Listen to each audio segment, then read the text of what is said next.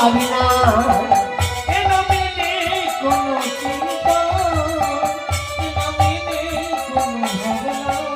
হরে কৃষ্ণ বলে দুটি বাহু তুলে চলো রে মন পথে পথে কৃষ্ণ বলে দুটি বাহু তুলে চলো রে পথে পথে। তবে দাদা তুমি যাবে প্রেমানন্দের উদয় হবে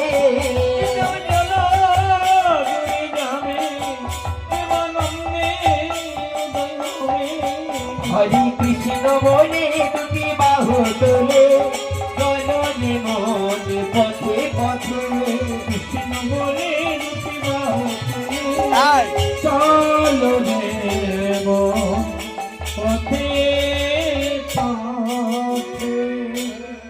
ওই গো পূজনীর মেয়েরা